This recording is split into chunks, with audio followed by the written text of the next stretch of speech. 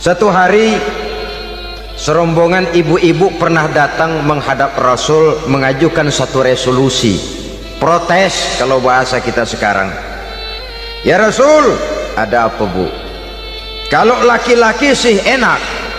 Enak bagaimana? Iya, kalau orang laki-laki sholat, perempuan sholat.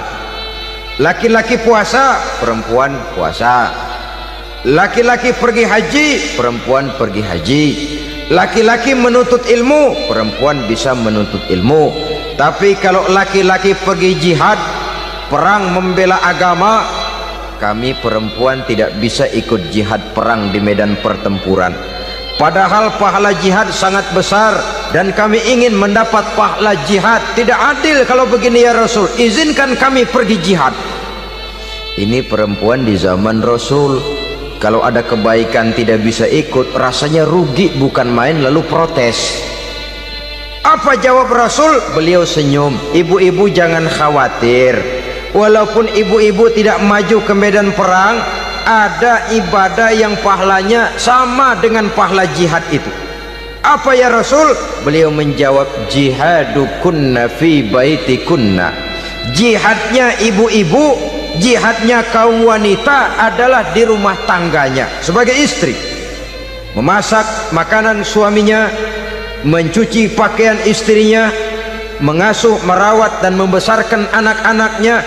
Itu seluruhnya bagian daripada ibadah yang pahalanya tidak kurang dengan pahala jihad.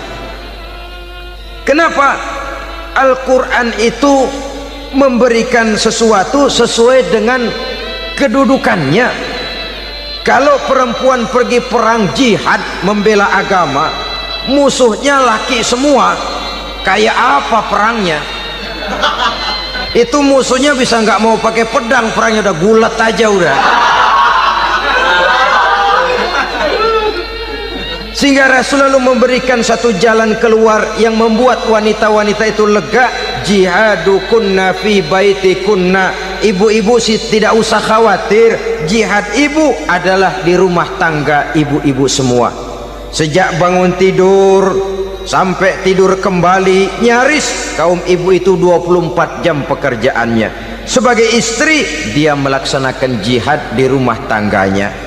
Peranan wanita yang pertama adalah sebagai istri, yang walaupun tidak kelihatan dan menonjol seperti halnya laki-laki, tapi sangat mewarnai, bahkan menjadi warna dari tugas apapun yang dihadapi oleh suaminya. Dulu ada seorang orator, kalau pidato hebat bukan main. Kalau dia bernada gembira, semua orang senyum. Kalau dia bercerita tentang sesuatu yang sedih, satu masjid orang nangis. Orang tanya kepadanya, Pak, bisa pidato begitu hebat, siapa yang bikin? Ya saya sendiri. Istrinya dari belakang bilang, tidak, yang bikin pidatonya hebat saya. Kata suaminya, mana bisa, saya, kata istrinya. Kalau saudara tidak percaya, tunggu Jumat depan, dia khutbah Jumat, saya akan bikin khutbahnya tidak hebat, kata istrinya. Sudah hari Rebo, siap-siap mau bikin konsep khutbah, baru mau nulis, datang istrinya, Bang tolong pegangin anak, saya mau ke warung. Mau bikin konsep lagi, kata istrinya, Bang tolong ini, tolong itu, tolong ini. Sampai mau berangkat khutbah Jumat, khutbah belum selesai dibikin. Begitu naik mimbar, kehabisan bahan. Sudah 10 menit masih ama ba'du, ama ba'du, ama ba'du. Ini yang dengar heran, ini orang kok bicaranya bisa cuma amat sama badu, amat sama badu saja. Di situ kelihatan saudara-saudara betapa peran serta istri yang walaupun tidak kelihatan oleh pandangan mata yang zahir, tapi teramat sangat menentukan. Sekali lagi, tidak ada seorang suami bisa sukses jadi apapun dia tanpa peran serta istrinya di rumah. Tidak ada kemajuan yang bisa diperoleh kalau tidak karena peran serta istrinya di rumah.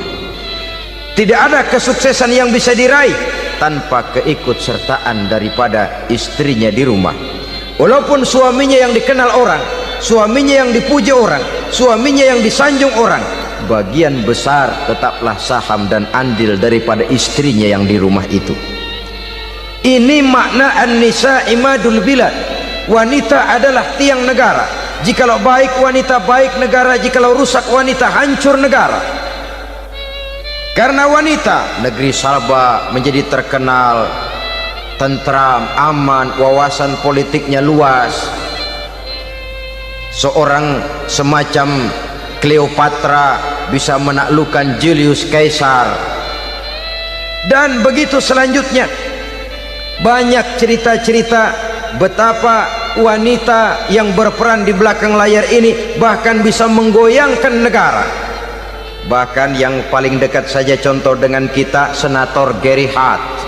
Saudara masih dengar tentu itu, betapa harus terpaksa mengundurkan diri dari pencalonan presiden Amerika karena kasusnya dengan Donna Rice itu, dengan hostess itu.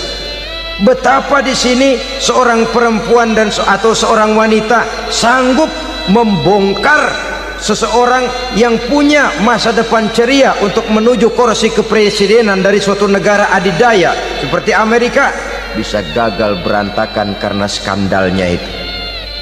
Apa penyebabnya? Wanita. Tapi wanita juga bisa menyebabkan menjadi cambuk majunya laki-laki. Wanita juga bisa menghancurkan dan mengubur laki-laki. Saudara hadirin yang saya muliakan, ia memang kelihatannya makhluk yang lemah, tapi di balik kelemahannya itu sesungguhnya dia bisa menelan laki-laki yang bagaimanapun besarnya. Saudara-saudara kaum muslimin rahimakumullah, terutama ibu-ibu yang saya hormati, jadi peranan yang pertama wanita sebagai seorang istri. Yang kedua, wanita sebagai ibu. Ini juga sangat besar pengaruhnya dalam membentuk generasi masa yang akan datang. Bapak oleh karena kesibukan tugasnya tentu lebih banyak di luar rumah. Yang nyaris 24 jam di rumah itu ibu. Bagaimana dia merawat anaknya, bagaimana dia menaruh perhatian terhadap anaknya, bagaimana ia melimpahkan kasih sayang kepada anak-anaknya, akan membentuk kepribadian anak dan artinya membentuk generasi yang akan datang. Kalau seorang ibu sudah cuek-cuek saja kepada anaknya, padahal Quran mengatakan al-jannatu tahta aqdamil ummahat, surga di bawah telapak kaki ibu. Hadis ini bisa kita artikan macam-macam. Pertama, anak tidak akan mendapat kebahagiaan tanpa ridho daripada ibunya. Kedua, ibu adalah wanita agung yang harus ditaati. Ketiga, neraka atau surga anak bergantung kepada ibu, bagaimana dia mewarnai anak.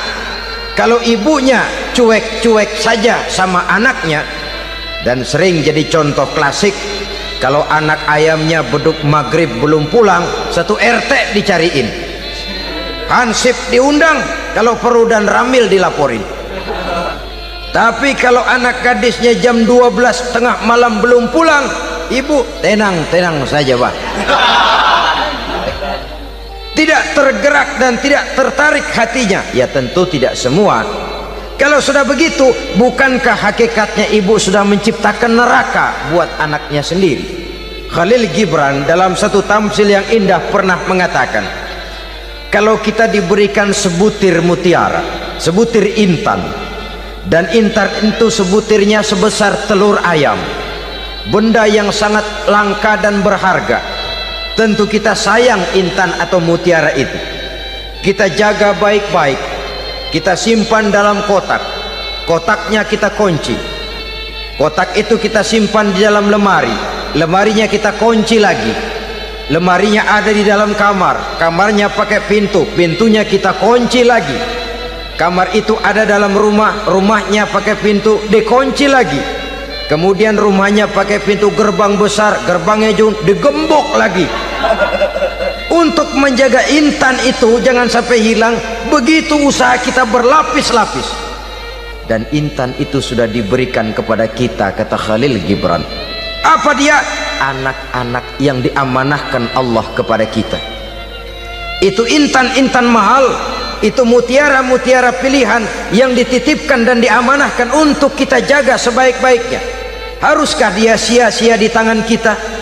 Haruskah dia merana jatuh di tangan ibu yang tidak punya tanggung jawab? Saudara hadirin yang saya muliakan, oleh karenanya peranan sebagai ibu ini sangat menentukan bagi pembentukan generasi yang akan datang. Salah ibu mengarahkan anak, akan lahir generasi mendatang yang tidak kita harapkan.